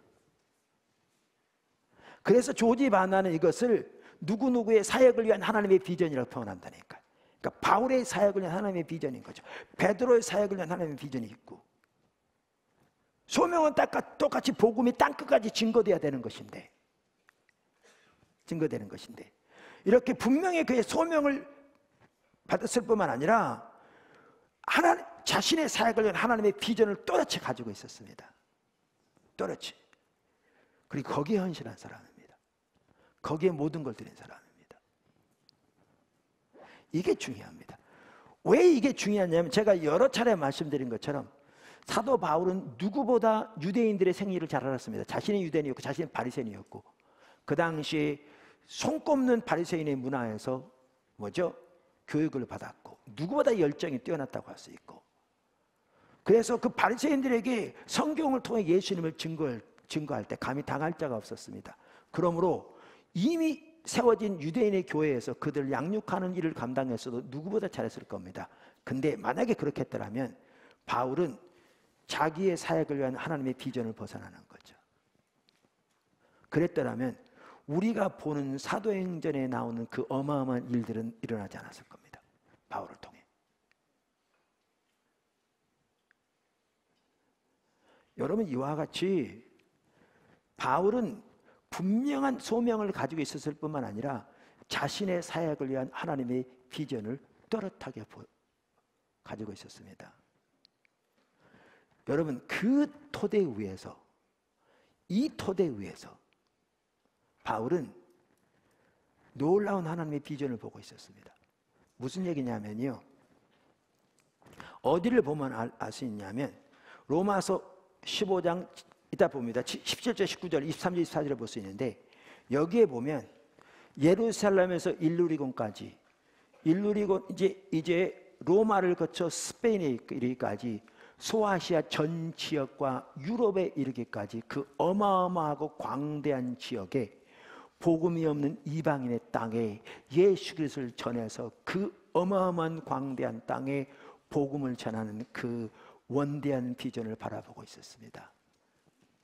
근데 아까도 말씀드린 대로 이 계획이 그가 하나님을 위해 세운 그 계획이 아니었습니다. 오늘날 선교를 나가는 많은 선교사님들이 자기 나름대로 많은 계획들을 세워서 성도들에게 이걸 위해서 후원해달라고 요청하는 경우가 많은데 그런 게 전혀 아니었습니다. 전혀 아니었습니다. 조금 이따 보면 알지만 하나님이 그에게 구체적으로 보이신 하나님의 목적과 계획을 토대로 하나님이 이루실 것을 선명히 바라보는 그 비전이었습니다. 그 비전이었습니다. 이게 너무나 놀랍습니다. 근데 그러면 사도 바울이 어떻게 해서 이 비전을 갖게 되었는가? 어떻게 해서 이 비전을 알게 되었는가? 여기에 영적 랜드마크들을 통해서 하나님께서 그에게 보이신 하나님의 계획과 목적이 중요한 통로였습니다. 우리는 그것들을 성경에서 여러 곳에 볼 수 있습니다. 그 중에 하나가 뭐냐? 그 중에 하나가 사도 바울이 그 당시 사울이었죠. 사울이 예수 믿는 자를 잡아가두고 핍박하기 위해 다메섹으로 갈 때에 가는 도중에 사막에서 정오에 그 오염도 없던 사막의 정오 태양빛보다 더 밝은 하나님의 영광으로 덧입혀진 예수 그리스도께서 그에게 나타나셔서 그 영광의 빛 앞에 그의 눈은 멀게 되고 말에서 떨어져 땅바닥에 꼬라지게 되는데 그때 예수님이 나는 네가 핍박하는 예수라고 말씀하시면서 그에게 앞으로 그가 어떠한 일을 할 것인가를 그에게 말씀하셨는데 그 중에 하나가 유대인의 뿐만 아니라 이방인에게 보낼 것이고 왕들 앞에 세울 것이라고 말씀하셨습니다. 이게 뭔 줄 아십니까? 이게 하나의 영적 랜드마크였습니다. 근데 요 사건만 보면 전체가 안 보입니다. 요 사건만. 근데 거기서 끝나지 않습니다. 이래서 눈이 멀어서 이제 손에 끌려가서 다메섹에서 금식하고 있는 그에게 예수님께서 아나니아에게 찾아가셔서 그에게 말씀하시고 가서 기도해 주라고 그럽니다. 그러면서 아나니아에게 하나님께서 앞으로 바울을 통해서 사울을 통해서 하실 일들을 말씀하시는데 보세요. 바울은 그래서 눈이 멀어서 금식하면서 지금 기도하고 있습니다. 밥이 들어갔겠습니까? 자기는 예수가 이단의 괴수라고 생각해서. 그리고 우리 선배들이 그거 십자가 못 박아 죽였는데 그의 제자라는 자들이 죽은 자가 살아났다고 온갖 거짓말을 퍼뜨려서 유대계에 막심한 해를 끼친다고 생각했기 때문에 이 연병과도 같은 이단을 내가 이 세상에 뿌리 뽑겠다고 나선 사람 아닙니까? 그 사람. 그런데 부인할 수 없는 신적인 영광으로 하나님의 영광으로 덧입혀진 신적인 존재가 그에게 나타나서 그분이 예수라고 그러시니 그분이 그의 제자들이 부활했다고 주장하는 그 예수님임을 발견하게 되었을 때 그리고 그 예수가 하나님의 영광으로 덧입혀진 신적인 존재라는 사실을 깨닫게 되었을 때 그가 받았을 충격을 한번 생각해 보세요. 밥이 먹혔겠나?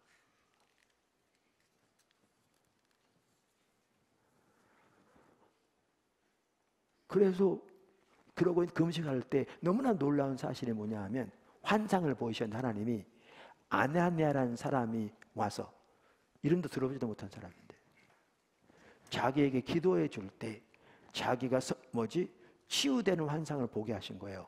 그리고 예수님이 아나니아에 가신 거예요. 그럼 사울의 입장 한번 생각해 보세요.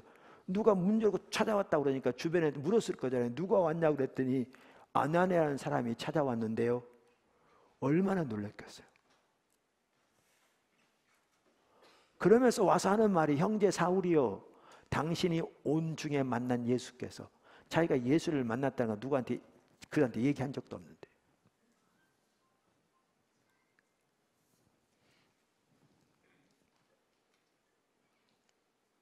나를 보내어 당신을 다시 보게 하시고 성령으로 충만케 하십니다. 이 사건이 얼마나 큰 충격이었겠어요. 그리고 아나니아를 통해서 하나님이 바울을 통해 하실 일을 말씀하십니다. 이거요 보통 사건이 아닙니다. 날마다 있었던 사건이 아닙니다. 특별한 사건입니다. 이 사건을 통해서 하나님의 계획을 보이십니다. 그러면 예수님이 직접 보이신 사건과 정확하게 일직선상에 있으면서 동시에 보완적이 됩니다. 더. 뿐만 아니라 우리가 성경에 보면요, 사도행전 13장에 보면 그가 이사야 하반부를 읽으면서 하나님이 자기들에게 이방인으로 보내신다는 사실을 명확하게 말씀하신 것을 볼 수 있습니다. 특별한 사건이었습니다. 더 나아가 사도행전 로마서 15장 20절 21절에 보면 동일하게 이사야 하반부의 성경을 통해서 바울에게는 남이 복음을 전하는 곳에는 가지 말고 전혀 복음이 전파되지 않은 곳에 가도록 하나님의 뜻을 선명히 보이셨던 것을 말합니다. 이 하나하나가 뭘 의미하냐면요, 영적 랜드마크들을 통해서 말합니다. 그래서 이걸 딱 연결해 보면 아까 말한 대로 사도 바울이 하나님이 이 시대에 지금 어떤 일을 하고 계시고, 거기에서 우리가 그렇게 표현한다면 자기의 사역을 향한 하나님의 비전이 무엇이고, 자기의 있을 자리가 무엇이고, 그 하나님의 뜻과 계획의 토대에서 그는 하나님이 이루실 것을 선명히 바라보는 그 원대한 비전을 가지고, 자기가 세운 계획이 아니라 그 비전을 따르는 삶을 살았습니다. 이게 바울이었습니다. 바울도 똑같았습니다. 바울도. 그 작은 두 번째, 바울은 그래서 그 하나님의 비전에 자신의 삶을 전적으로 투자했습니다. 빌립보서 3장 7절 이하에 보면 그가 그의 사역 후기까지도 모든 것을 배설물처럼 여기고 주님을 알게 달려가되 잡았다함도 아니요 얻었다함도 아니요 이뤘다함도 아니라 뒤의 것을 잊어버리고 앞에 있는 표대를 잡으려고 달려간다고 그랬는데, 앞에 있는 표대가 뭡니까? 뒤에서 보면 부르심의 상급이라고 했거든요. 이게 정확하게 저는 하나님의 비전이라고 확신합니다.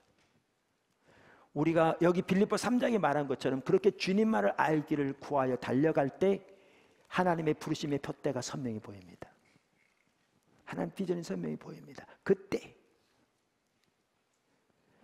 이렇게 그걸 위해 달려갈 뿐만 아니라 사도행전 20장 23절에 보면 오직 성령이 각성해서 내게 증거하여 결박과 환난이 나를 기다린다 하시나 나의 달려갈 길과 주께서 받은 사명 곧 하나님의 은혜의 복음 전할 일을 마치려 하면은 나의 생명을 조금도 귀한 것으로 여기지 아니하노라. 바로 이 하나님의 목적을 위해 달려가되, 하나님의 비전을 향해 달려가되, 그것을 위해 그 이방인의 지역에, 그 복음이 전파되지 않은 그곳에 복음을 전해 교회가 세워지도록 기초를 얻는 그 사역을 위해 자기 생명까지 아끼지 않는다, 이렇게 말하고 있습니다. 이제 마지막으로 세 번째, 오늘 이 부분이 나누려고 하는 이 부분입니다. 큰 세 번째는 작은 세 번째죠. 자신의 사역을 위한 하나님의 비전이 자신의 일상생활에서 하나님의 뜻을 분별하는 매우 중요한 기준이 됩니다. 자신의 사역을 위한 하나님의 비전이 자신의 일상생활에서 하나님의 뜻을 분별하는 매우 중요한 기준이 됩니다. 이 점을 사도 바울의 삶에서 아주 잘 볼 수 있습니다. 말씀드린 대로.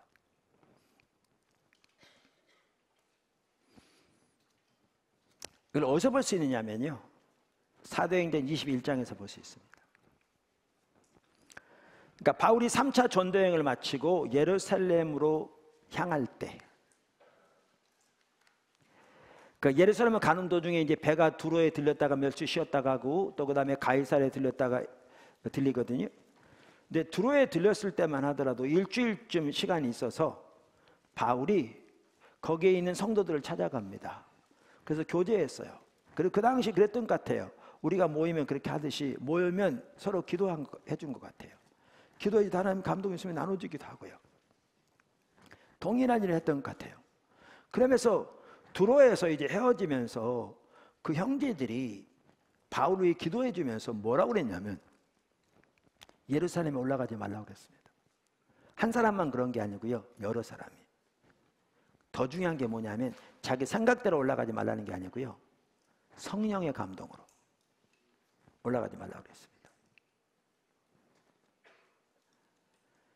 사도행전 21장 4절을 보실래요? 제자들을 찾아가 이레를 머물더니 제자들이 성령의 감동으로, 누구의 감동으로? 성령의 감동으로 바울더러 예루살렘에 올라가지 말라 하더라. 보십시오. 한 사람도 아니고요, 여러 사람이. 개인의 생각을 따라서가 아니고요, 성령의 감동으로 예루살렘에 올라가지 말라고 그러는 거죠. 근데 여기서만 그런 게 아니었습니다. 이제 두로에서 떠나서 가이사랴에 옵니다. 그 가이사랴에는 빌립 집사가 살고 있었습니다. 그리고 그 딸이 내리 있었는데 성경에 보면 예언하는 자라 이렇게 써 있습니다. 이 말은 예언 은사가 매우 강력했던 것 같습니다. 네 딸 모두에게. 뿐만 아니라 거기에 누가 왔느냐 하면 그 당시에 예언 은사가 매우 강력하고 그 열매가 검증되어져서 교회에 의해 선지자로 임명된 아가보가 와 있었습니다. 그 사람 모두가 성령의 감동으로 바울에게 예루살렘에 올라가지 말라고 그랬습니다. 한번 보시죠. 21장 8절. 이튿날 떠나 가이사랴에 이르러 7 집사 중 하나인 전도자 빌립의 집에 들어가서 머무르니라. 그에게 딸 넷이 있으니 처녀로 예언하는 자라. 여러 날 머물러 있더니 아가보로 하는 한 선지자가 유대로부터 내려와 우리에게 와서 바울의 띠를 가져다가 자기 수족을 잡아매고 말하기를 성령이 말씀하시되 예루살렘에서 유대인들이 이같이 이 띠 임자를 결박하여 이방인의 손에 넘겨주리라 하거늘. 보십시오. 우리가 듣고 그 말을 듣고 그곳 사람들과 더불어 바울에게 예루살렘으로 올라가지 말라 권하니. 그 다음에 보면 울면서 권면했다고 그랬어요. 제발 올라가지 말라고. 그러니까 여기 보면 아까 두로에 있는 여러 성도들이 또 여기에 이 많은 특별히 예언 은사가 강력한 여러 사람들이 포함해서 성령의 감동으로 바울에게 예루살렘에 올라가지 말라고 그런 거예요. 근데 사도 바울이 올라간 거죠. 그 모든 말을 다 무시하고. 누구보다 예언을 멸치지 말라고 말하는 장본인이 바울인데, 물론 바울은 더 나아가 모든 예언을 분별하라고 말했던 장본인이기도 하죠. 데살로니가전서 5장에서. 그럼 왜 올라갔습니까? 어떻게 보면 수많은 하나님의 사람들이 성령의 감동으로 올라가지 말라고 그러는데 오직 자기 생각만 내세우는 고집불통인 바울이 누구의 말도 듣지 않고 간 것처럼 보여요. 오늘날 그런 사람도 있거든요. 소위 자기가 받았다고 한 성령의 감동만 신뢰하고 그것을 하나님의 말씀에 비춰보려고 하지도 않고 영적 지도자들의 조언도 따르지 않는 이런 사람들은 필연적으로 미혹되게 돼 있거든요. 잘못된 거죠. 그럼 바울이 그런 사람이었는가? 전혀 아니죠. 그럼 왜 바울은 이 상황에서 올라갔는가? 여기에 중요한 게 바로 그겁니다. 바로 그겁니다. 우선 여기에 보면 뭘 보아야 되냐면 바울은 지금 하나님의 비전을 쫓아 성령의 인도를 따라가고 있다는 사실을 기억하셔야 합니다. 이게 우리의 삶에서 너무너무 중요한 부분입니다. 다시 말합니다. 우리는 사도 바울이 여기서 지금 하나님의 비전을 쫓아 성령의 인도를 따라가고 있다는 사실을 기억해야 합니다. 기억해야 합니다. 아까 살펴보았습니다마는 그것을 한눈에 볼 수 있는 구절이 어디냐? 로마서 15장 15절부터 읽겠습니다. 한번 보십시오. 로마서 15장 15절부터 제가. 그러나 내가 너희로 다시 생각나게 하려고 하나님께서 내게 주신 은혜로 말미암아 더욱 담대히 대략 너희에게 썼노니 그러니까 하나님이 내게 어떠한 은혜를 주셨는지를 내가 나누었다, 지금 그 말입니다.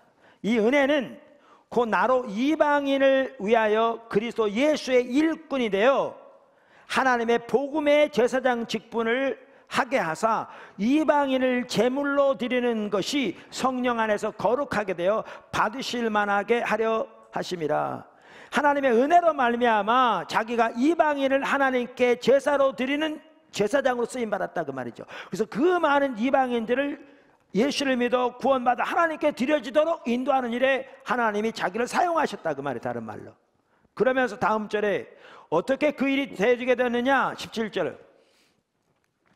그러면 내가 그리스도 예수 안에서 하나님의 일에 대하여 자랑하는 것이 있거니와 그리스도께서 이방인들을 순종하게 하기 위하여 나를 통하여 역사하신 것 외에는 내가 감히 말하지 아니하노라. 그 일은 말과 행위로 표적과 기사의 능력으로 성령의 능력으로 이루어졌으며 그리하여 내가 예루살렘으로부터 두루 행하여 일루리곤까지 그리스도의 복음을 편만하게 전하였노라. 보십시오. 이방인을 위한 사도였어요. 그리고 아까 말한 대로 복음이 전파된 곳은 가지 않았습니다. 왜냐하면 하나님이 그에게 또렷하게 그는 기초를 놓는 사도로서의 자신의 그 비전을, 소명을, 부르심을 뭐라고 표현하든지 선명히 보게 하셨거든요. 그래서 어떻게 해요? 예루살렘에서 일루리곤까지 더 이상 복음이 전할 것이 없을 정도로 편만하게 복음이 전해지도록 하나님께서 자기를 사용하셨는데 말과 일, 즉 표적과 기사의 능력과 성령의 능력으로 그 일을 감당하게 하셨다, 그 말입니다. 자, 그러면서 보십시오. 또 내가 그리스도 이름을 부르는 곳에는 복음을 전하지 않게 하기를 힘썼노니 이는 남의 터 위에 건축하지 아니하려 함이라 기록된 바. 보십시오. 이거 어떻게 뜻을 깨닫게 되었는가? 바로 성경 읽음으로 하나님께 성경을 통해 또렷하게 말씀하신 거죠. 그냥 성경 읽는 게 아니고요, 성경을 통해서 또렷하게 하나님의 뜻을 보이신 거죠. 기록된 바 주의 소식을 받지 못한 자들이 볼 것이요 듣지 못한 자들이 깨달으리라 함과 같으니라. 그러므로 또한 내가 너희에게 가려 하던 것이 여러 번 막혔노니 이제는 이 지방에 일할 곳이 없고 또 여러 해 전부터 언제든지 서바냐 스페인으로 갈 때에 너희에게 가기를 바라고 있었으니 이는 지나가는 길에 너희를 보고 먼저 너희와 사귐으로 얼마간 기쁨을 가진 후에 너희가 그리로 보내주기를 바람이라. 그러나 이제는 내가 성도를 섬기는 일로 예루살렘에 가노니 이는 마게도냐와 아가야 사람들이 예루살렘 성도 중 가난한 자들을 위하여 기쁘게 얼마를 연보하였음이라. 너희가 기뻐서 하였거니와 또한 저희가 기뻐서 하였거니와 저희는 그들에게 빚진 자니 영적으로 만일 이방인들이 그들의 영적인 것을 나누어 가졌으면 육적인 것으로 그들을 섬기는 것이 마땅하니라. 그러므로 내가 이 일을 마치고 그 열매를 그들에게 확증한 후에 너희에게 들렸다가 서바나로 가리라. 보십시오. 아까 하나님의 부르심을 따라 그 목적과 그에게 보신 뜻을 따라 하나님이 행하시는 그 큰 그림 가운데 자신을 향한 하나님의 비전을 보고 그 원대한 하나님의 비전을 보고 달려갔다고 그랬잖아요. 근데 지금 예루살렘에 가는 거예요. 그거는 가는 게 아니었습니다. 바로 이 비전을 쫓고 있었습니다. 명확하게. 그는 이게 중요합니다. 우리가 하나님의 비전을 쫓는 삶을 살아야 합니다. 근데 거기다가 그는 또한 성령의 인도를 따르고 있었습니다. 비전을 쫓되 성령의 인도를 따르고 있었습니다. 명확하게. 어디를 보면 알 수 있느냐? 사도행전 20장 22절에 보면 알 수 있습니다. 그가 지나는 길에 에베소 교회를 들릴 시간이 없어서 에베소 교회 장로들을 불러다가 그들에게 당부하는 말 중에 나오는 말입니다. 사도행전 20장 22절. 보라, 이제 나는 뭐에 매여? 성령에 매여. 밀레도에서 에베소 교회 장로를 불러서 하는 말인데요, 성령에 매여 예루살렘으로 가는데 거기서 무슨 일을 당할는지 알지 못하노라. 뭐에 매여 가고 있다고요? 성령에 매여. 그러니까 그는 매우 중요한 것이 하나님의 비전을 지금 쫓고 있습니다. 뿐만 아니라 그는 성령에 매여 성령의 인도를 따라 삶을 살고 있습니다. 이게 핵심입니다. 근데 여기 우리말 성경에 성령에 매여 이 말이 원래 개역 한글에는 뭐라고 돼 있었죠? 심령에 매여 이렇게 돼 있었어요. 왜 그렇게 된 줄 아세요? 간단해요. 왜냐하면 지금 아까 보면 사도행전 21장에 반복적으로 여러 사람을 통해서 성령의 감동을 못 올라가게 하잖아요. 그럼 여기서 성령의 매어라고 번역하면 성령이 어떨 때는 가라고 그러고 어떤 사람은 가지 말라고 그러고 동일한 성령인데 어떻게 상반된 일을 말할 수 있느냐. 그래서 그것을 피하기 위해서 뭐라고 번역했냐면 심령의 매어라고 번역한 거죠. 이렇게 되니까 결론은 어떻게 돼버렸냐면 성령이 그 많은 사람들을 통해서 가지 말라고 그토록 강력하게 말하는데 바울이 자기 고집대로 한 셈이 돼버린 거죠. 근데 나중에 보면 알지만 그 말이 전혀 아니거든요. 그래서 개역 개정 한글에서는 이걸 바꿨습니다. 뭘로? 성령의 매어로. 이게 옳은 거거든요. 그래서 RSV라든가 NIV, ESV 다 성령의 매어라고 번역하고 있습니다. 성령의 매어. 그러니까 중요한 것은 이겁니다. 중요한 것은 뭐죠?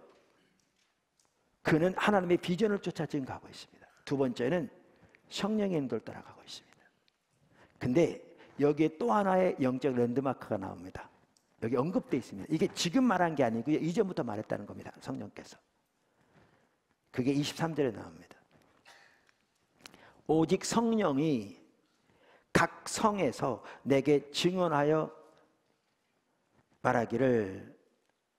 글쎄 이렇게 번역해야 할지 제가 그 원문을 안 봐서 잘 모르겠는데요. 이렇게 번역해야 더 좋은지 모르겠어요. 오직 성령이 내게 증언하여 각 성에서 결박과 환난이 나를 기다린다 하시니, 이렇게 번역한 게 더 옳을지 모르겠어요. 그럼 이 말은 뭘 말하냐면요, 하나님이 그에게 보이신 영적 랜드마크 중에 하나가 뭐였느냐. 가는 곳마다 결박과 핍박이 너를 기다리고 있어 라고 말씀하셨다는 거죠. 이거는 예수님이 자기를 따르는 제자들에게 말씀하셨던 내용과도 동일한 내용입니다. 이게 영적 랜드마크 중에 하나입니다. 특별히 바울에게 더욱더. 그러면서 말하기를, 내가 달려갈 길과 주 예수께 받은 사명 곧 하나님의 은혜의 복음을 증언하는 일을 마치려 하면은 나의 생명조차 귀한 것으로 여기지 않노라. 자, 이렇게 사도 바울은 하나님의 비전을 쫓고 있었고요, 성령의 인도를 따르고 있었습니다. 그리고 그에게 성령께서 오래전부터 반복적으로 말씀하신 한 가지는 가는 곳마다 핍박이, 감옥이 너를 기다린다 라고 말씀하신 거죠. 자, 그럼 이렇습니다. 두로에서, 또 특별히 가이사라에서 그렇게 예언하면서 성령의 감동으로 올라가지 말라고 그럴 때, 바울은 하나님이 자기를 부르신 그 자기 사역을 하나님의 비전, 그렇게 표현한다면 비전, 영적 랜드마크들을 통해서 자기에게 보이신 하나님의 뜻에 비추어 볼 때 이것이 올라가지 말란 말이 아니고, 여기에 올라가면 감옥과 핍박이 기다린 것을 알게 하신 거죠. 그리고 그들은 기도할 때 하나님께서, 성령께서 바울이 올라가면 큰 어려움을 당할 것을 깨닫게 하시니까, 특별히 이제 아가보의 경우는 구체적으로 감옥에 갇힐 것을 보이시니까 그것을 토대로 해서 올라가지 말라고 권면하는데, 바울은 자기에게 보신 하나님의 비전과 뜻, 특별히 영적 랜드마크를 통해서 보신 하나님의 계획과 뜻을 비춰볼 때, 하나님의 비전을 비춰볼 때 그것이 올라가지 말라는 뜻이 아니고 올라가면 어려움을 당할 것을 말씀하신 것으로 올바로 이해할 수 있었기 때문에 그 모든 반대를 무릅쓰고 예루살렘에 올라가게 되었죠. 이게 중요합니다. 이게 중요합니다. 그리고 예루살렘에 올라가서 우리가 잘 아는 대로 갇히게 되었습니다. 근데 갇히게 되었을 때 그날 밤에 부활하신 예수님께서 직접 나타나셨습니다. 바울에게.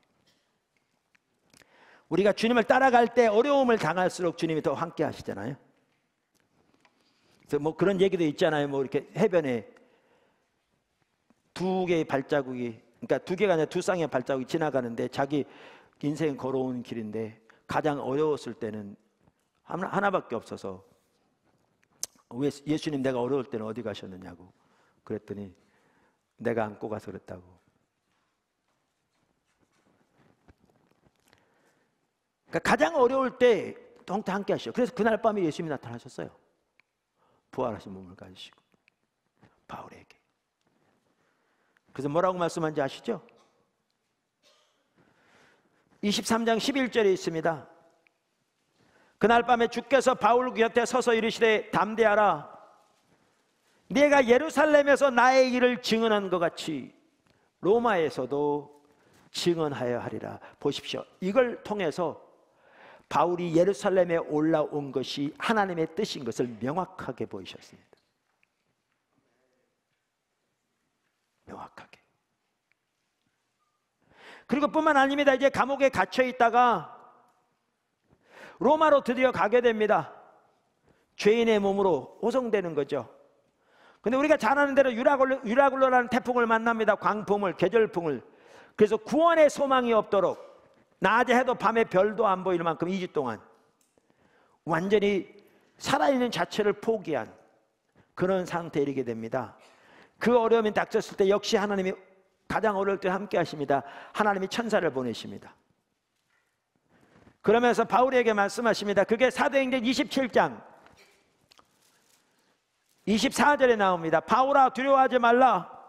네가 가이사 앞에 서야 하겠고 또 하나님께서 너와 함께 항해하는 자를 다 내게 주셨다 하였으니. 여러분 이거 아십니까? 하나님이 바울을 예루살렘에 보내셨습니다. 갇히게 하셨죠. 거기 하나님의 섭리가 있습니다.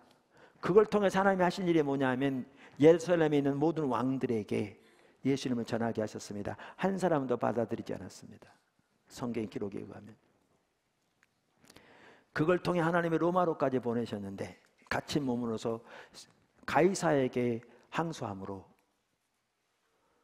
성경에 나와 있지는 않지만 내용들을 볼 때 바울은 시저 앞에서까지 복음을 전했습니다. 한 명도 구원받지 않았습니다. 그러나 그들 중에 한 명도 하나님 앞에서 핑계할 자가 없을 것입니다.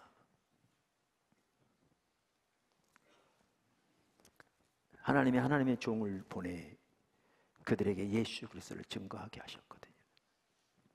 여러분 보실래요? 예수님이 그에게 나타나셔서 내가 너를 왕들 앞에 보낼 거라고 했는데 이 약속이 그대로 이루어진 겁니다. 성취된 겁니다. 근데 제가 나누고자 하는 게 이겁니다. 바울은 영적 랜드마크들을 통해 자기에게 보이신 하나님의 뜻, 특별히 자기의 부르심, 특별히 자기 사역을 위한 하나님의 비전을 이렇게 표현한다면 그걸 선명히 알고 있었고 그 비전을 쫓는 삶을 살되 성령의 인도를 따르는 삶을 살고 있었기 때문에 자기의 삶 속에서 오는 소위 하나님의 음성이라고 하는 그 많은 음성들도 올바로 변별할 수 있었다는 겁니다. 그래서 우리가 일상생활에서 하나님의 뜻을 분별하는 데 있어서 우리에게 매우 중요한 요소 중에 하나는 우리의 사역을 위한 하나님의 비전을 아는 것입니다. 그것은 주님을 찾아야 할 수 있습니다. 제가 자주 말씀드리는데 하나님께서 저를 오직 하나님의 얼굴을 구하는 사람으로 돌이켜주시고 주님만을 집중적으로 구하게 하셨습니다. 그 과정을 통해서 저는 그 당시에 그것이 하나님의 비전인지도 알지 못했고 영적 랜드마크란 말은 들어보지도 못했지만 특별한 사건들을 통해서 하나님께서 지금 이 시대에 어떤 일을 하고 계시고 저를 어디로 부르셨는가를 선명히 아는 자리로 인도하셨습니다. 그러니까 오늘날로 보면 나의 사역을 위한 하나님의 비전을 선명히 보게 하신 거죠. 그걸 통해 포도나무교회 세워지고 세문교회 선교가 세워지고 이렇게 됐습니다. 전 처음에 미국에서 공부하고 돌아와서 목회하면서 나름대로 열심히 했는데 사역이 안 돼서 제 머릿속에는 거의 사역은 불가능한 거야 라고 각인되어 있었습니다. 그래서 제가 하나님께 늘 부르짖던 말은 주여 어느 때까지니까 라는 거였습니다. 저는 다윗이 이해가 잘 됐습니다. 저는 다 준비된 것 같았는데 하나님 전혀 모르신 것 같았습니다. 제가 같이 공부하던 친구들은 대부분 미국에 있었는데 그 친구들은 저를 볼 때 제게 인내심이 많다고 그렇게 말했습니다. 왜냐하면 그 어려운 역경 가운데 참고 목회하는 걸 보고 그렇게 한 말입니다. 근데 그들은 저를 몰라서 하는 말이죠. 제가 인내심이 많은 게 아니라 도망갈 길이 없어 그러고 있었습니다. 도망갈 길이 있었으면 벌써 도망갔겠죠.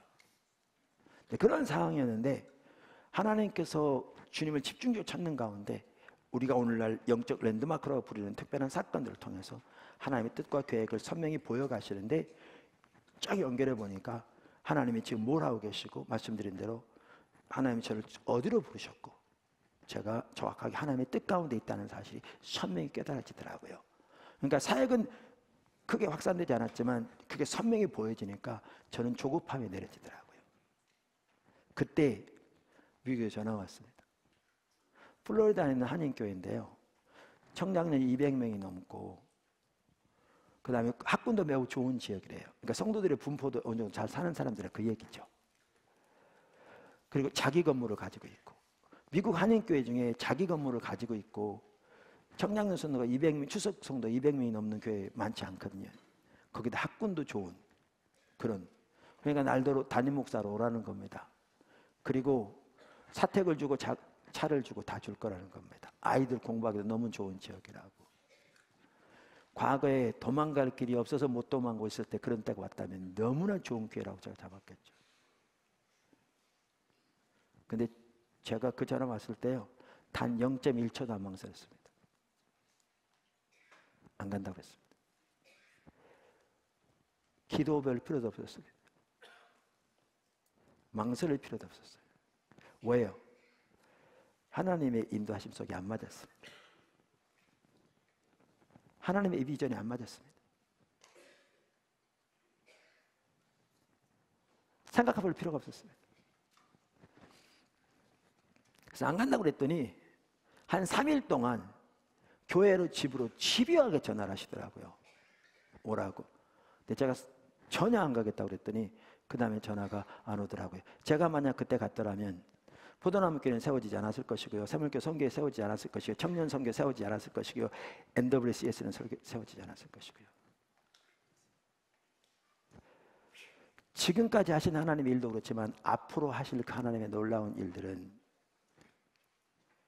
안 됐겠죠, 이렇게는. 우리는 환경에 따라 결정하는 경우가 너무나 많습니다.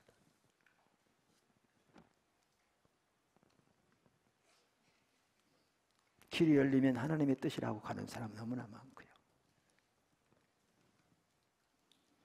좋은 여건을 쫓아서 수시로 이리저리 옮겨다니는 사람도 절대로 적지 않습니다. 그렇게 해서 하나님의 뜻을 따라 살 수 없습니다. 그게 최선의 삶이 아닙니다.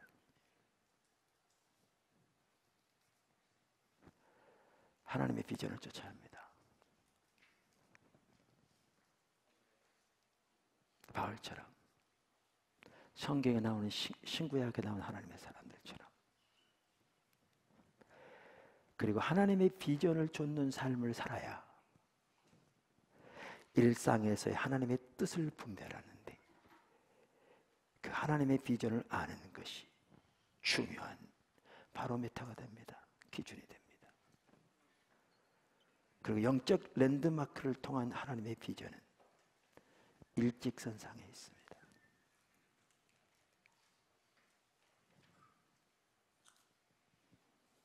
하나님의 비전을 쫓는 삶을 살아야 갈짓자로 가지 않습니다.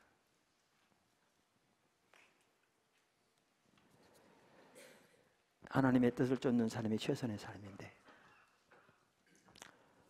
그 최선의 삶이 여러분에게 영이 되기를 다시 한번 나사렛 예수님의 이름으로 축원합니다. 기도하겠습니다.